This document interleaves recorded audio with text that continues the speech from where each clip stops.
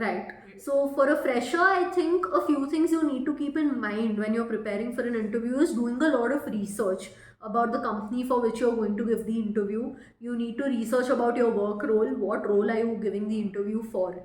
Does it fit into your interests and skills? Does it not fit into your interests and skills? So that is a little bit of pre-preparation you need to do. And obviously the day you're going for an interview, you need to be prepared to answer a few questions which may come, how you're going to answer them, what is your body language like, how often are you smiling at the interviewer, what are the different things you need to keep in mind, how better are you dressed, how well dressed are you. So these are a few things that people need to keep in mind when they are going or appearing for a job interview. Talking about marks, ma'am, what do you think, ma'am? I mean, is marks really important or compared to skills?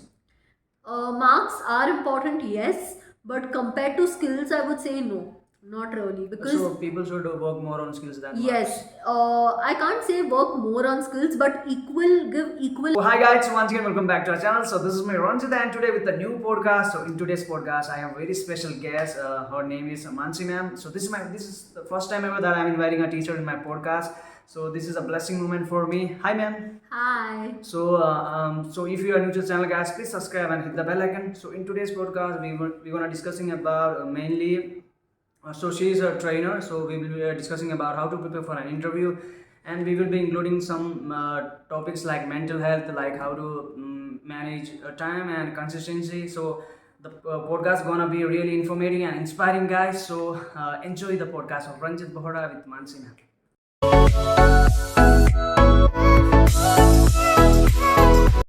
Hi, ma'am. Hi. How are you? I'm doing good. How are you? I am also good, ma'am. Thank you so much, ma'am, for giving your valuable time for the podcast, ma'am. No problem. Always here to help you.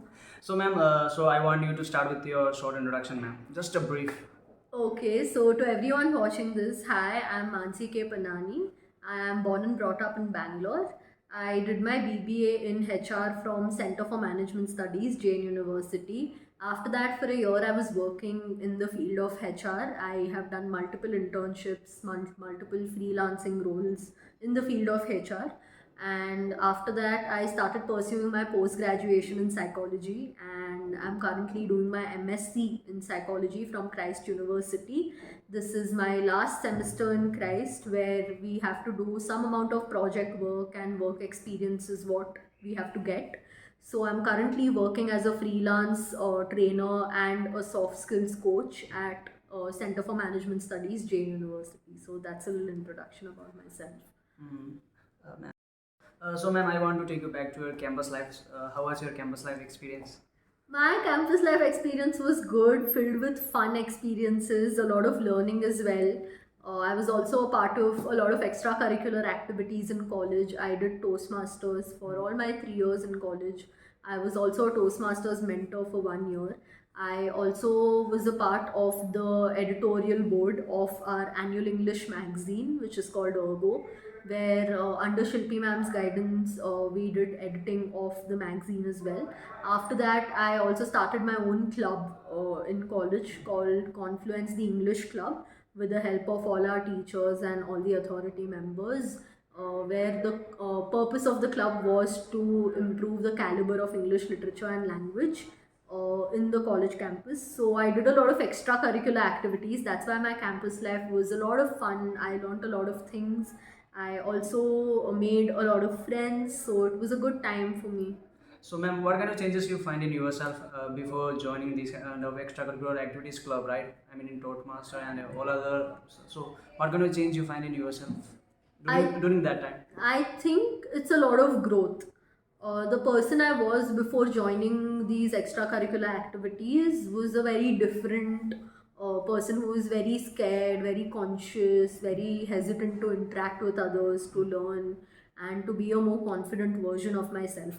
But the moment I became a part of extracurricular activities, I learned a lot about how important it is to grow as a person, to become a better person day by day, and to also increase your skills. So, a lot of my skills, communication, time management, how to deal with people, how to speak better at public speaking, all of these skills came from my extracurricular activities that I was a part of. So, yeah. And ma'am, talking about your corporate world, I mean, how was your experience there? Corporate, yes, initially when you start working and because you're in your comfort zone, it does get difficult, but it's not a very easy journey. You do have your own days where you're very confused, lost, where there's no one to guide you. But I feel if you find the right people around you, then they help you sail through the corporate life as well. So I always made sure that I had a few mentors around me who could guide me when I didn't know what decision to make, or when I didn't know what to do, or when I had tough days at work. They helped me a lot in making my days better by giving me the right advice and guidance. So somewhere in your corporate life, it is very important for you to find managers and mentors who are there like to support you, to help you, and to encourage you. So yeah. And ma'am, now you choose your career as a teaching, right? Yeah. So how is your teaching career going? I started training very recently actually. I did train corporates also for quite some time. And with students also, I have been training them for almost say 2 years because I'm a trainer at Christ also, where we train undergraduate students with soft skills. And here in CMS, I've been working from a month. So I feel training is a good experience because you get to interact with young minds, especially when you're training students. You get to exchange ideas and opinions. You understand their opinions as well. So I feel it is a good experience, and for me, it's been quite a lot of good times, and I'm having a amazing time at my workplace. So is there any challenge you find in doing this training? Initially, yes, it is a little difficult to establish rapport with your students and to establish that relationship with them, because somewhere a few students come from that mindset that training sessions are very boring, or training sessions are very uh, just not meant for us, or we are not going to learn anything. But somewhere when you tell them that you're there to help them, and you're there to be their friend, and you're there to help them with different things that they are facing, then I think that rapport is established and that relationship gets built. And after that happens, there are no more challenges. It's always good to interact with students, and it's been a fun journey for me. So. And ma'am, talking about mainly for preparing for an interview, right? I mean, what all things should be noted? I mean, for a fresher. Right.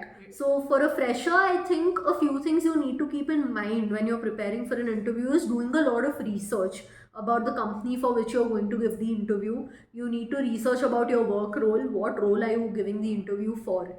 Does it fit into your interests and skills? Does it not fit into your interests and skills? So that is a little bit of pre-preparation you need to do. And obviously, the day you're going for an interview, you need to be prepared to answer a few questions which may come, how you're going to answer them, what is your body language like, how often are you smiling at the interviewer, what are the different things you need to keep in mind, how better are you dressed, how well dressed are you. So these are a few things that people need to keep in mind when they are going or appearing for a job interview. And ma'am, so there will be some common question, right, in an interview, like I mean, your strength, your weakness. I mean, what you gonna do after 5 years? I mean, why you want this job? So can you just give it details about to answer? Right. So the moment your hirer or the person who's recruiting you asks you this question saying what are your strengths and weaknesses, you always need to note any two, at least minimum two key strengths that you bring onto the table. And your strengths are nothing but your qualities which make you stand out as a person, and your qualities which make you do better at your workplace. So those are your strengths. So you always mention what your strengths are. It could be, say, you're very honest as a person, and you're very sincere, or you're very hardworking. So that also could be a strength. Or you take initiatives to finish work, or you take initiatives in conversations. That could be a strength. Then with weaknesses, you also need to mention what your weaknesses are, but at the same time, you also need to mention how you're working on them. Say, for example, one of your biggest weaknesses is that you tend to stress a lot, or you tend to get stressed out very easily. Then you also need to mention saying, I tend to get stressed out very easily, but this is how I'm working on it, or this is what I'm doing to reduce my stress levels. So we have to prove that, I mean, we are working on that particular weakness. Yes, yes. So that's a little about strengths and weaknesses. Then they will also ask you that, why should they hire you? Yes, ma'am. So somewhere you need to tell them what you're bringing onto the table, because they don't want similar people. Like no organization wants 10 people who are the same. So what different are you bringing onto the table? Why is the role exciting to you? Say, for example, if you want to do HR, Why is HR exciting to you? What does what about HR excites you so much? And then you also need to tell them why you want a role in that particular company. What about the company stands out to you, or why are you so passionate to get a job in that company? So these are few things you need to tell them. And talking about ma'am internship, how much is important doing an internship? Or, I mean, is it mandatory to have an internship before going for a job or not? I think definitely internship experiences help you a lot, because internship experiences are the places where you'll realize what you really want to do. Whether a field is something that you are interested in or not is something that you will realize when you start interning. So internship experiences somewhere help you a lot to do a lot more better in a corporate journey, because you also tend to form networks with your managers and your colleagues who can later help you get a job, or who can later connect you with people in the industry. And at the same time you also learn a lot from them on how to write emails properly, on how to dress correctly, how to have difficult conversations in your workplace. So these are a few things you learn which you can apply very easily when you go for a job. And ma'am, talking about marks, ma'am, what do you think, ma'am? I mean, is marks really important or compared to skills? Marks are important, yes, but compared to skills, I would say no, not really. Because So people should work more on skills than marks. yes, I can't say work more on skills, but give equal emphasis to building your skills as much as you do to getting good grades. So somewhere as students, we have that duty to study at our best and get the best grade possible. Yes, and somewhere it's a good thing to do that. But at the same time, building your skills is also very important. So they will also look at what your skills are, how good you are. So even if say your marks you have like an 8 CGPA or an 8.5 CGPA, if you're not good at what you are applying for, or if you're not skilled enough, they may not consider you. But at the same time, if you also have skills, but if you have say like a 7 or a 7.5 CGPA, there are high chances you will get considered. So So, ma'am, talking about one last question regarding this one. What are the major mistakes that mainly freshers used to do for an interview? I think before going for an interview, we never research a lot about the company. We just go with a very empty brain or an empty head. So I feel that's the biggest mistake we make as freshers, first thing. Second thing, we don't really try to research what are our fields of interest. We just try seeing that, okay, there is a internship role coming, let's just go apply. But we never ask ourselves, are we really interested in doing that role? So I think that is also a Ma'am, super how important to thing. find on interest? I mean, in which field I am good or bad? I mean, how to I think first try to ask yourself what sort of a field would your personality fit in. There are also different career assessments that people can take up. One of them is called an MBTI, and the other one is Holland's Code. So whenever you go Google for an MBTI test, I think online also there are multiple MBTI tests which are available. So those tests will help you realize what your personality is like and what sort of roles are most suitable for you based on your personality. And also ask yourself, are you really interested in that? Are you really skilled at that? Or can you build your skills in something like this? So does it interest you? Is it something that you really want to do in your future? Ma'am, how can someone improve their communication skills? And if a person is really introvert, so he have a problem of shyness, and so how Yeah. we can overcome all that stuff? I think the best way to overcome shyness is by initiating conversations with people. Even if it's the smallest conversation, ask things like, how was your day? What different did you do today? So, when you try asking such questions to people around you, even they will ask you the same questions. What different did you do? Or how was your day? So, when you learn how to answer those, somewhere you leave behind your reserved nature. So somewhere it's very important for even introverted people to understand that stepping out of your comfort zone is really important. Even if conversations are not that easy for you, it's important to make sure you initiate them even in the most simplest way. And speaking about improving communication skills, I think it's just practice. Like try speaking to yourself in front of the mirror, Yes. try speaking more and more to different people, be mindful of your body language, be mindful of your facial expressions. Are you smiling more? Are you frowning? Or are you smiling? So these are things you need to ask yourself and you'll get better.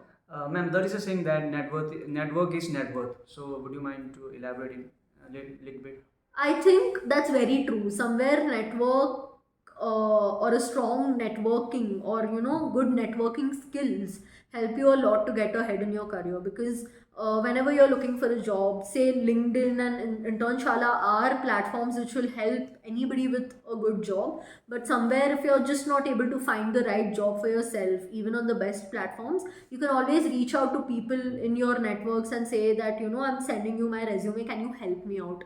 So I'm 100% sure if you have positive network, or you have a positive relationship with people around you, they will never say a no, even if they have to help you.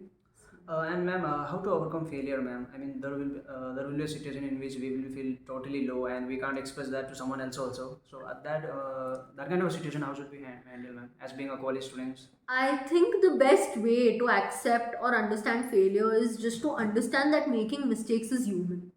And it's okay. We're all humans, we're all students, and as students, we've just started our journey. So it's okay to fail, but it's more important to learn from that failure and to see how you want to do things differently the next time.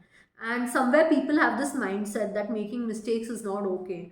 But I truly just don't agree with that. I feel as a student, it's okay to make mistakes. Make sure that those mistakes are different, but make mistakes, because that's how you learn. So I feel failure is also a part of that. Overcoming failure is just accepting the fact that you made a mistake or you just did not succeed at something despite trying. But it's okay, you tried and it's okay. So that's how you learn and that's how you grow.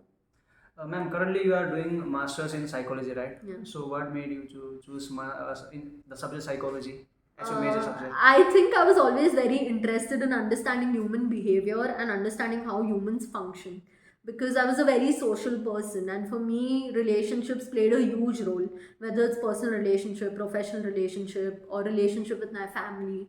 So, somewhere I was very interested to understand how the human brain functions and how humans behave. So, I think that's what made me choose psychology. And I had taken a BBA in HR, so somewhere I knew that if I want to get into the field of training, if I learn psychological concepts, that will help me a lot in teaching those concepts to my students. So that's why I took psychology. Ma'am, what kind of tips you would like to give the college students who are in first year, second year, or who are at the end of their college, as a general? Yeah, there are no hardcore tips as such, I'll be very honest. The only tip I'd like to give them is have fun. It's okay to have fun. These are your days to have fun. But at the same time, stay a little focused towards your career. Try figuring out what you really want to do in life and go easy on yourself. Nobody would give this as a tip, but I'm here out saying that adulting is not a very easy journey and we all have our own challenges.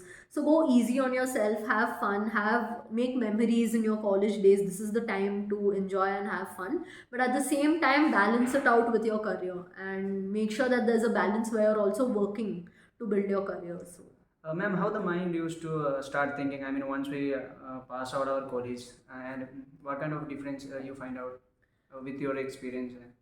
I think a lot of things change, a lot of responsibilities increase. While you're in college, your responsibilities are a lot more lesser. But once you step out of college, there's constant pressure to build a career for yourself. There's constant pressure to do something, and hence your responsibilities also start increasing. So I think that's the biggest change.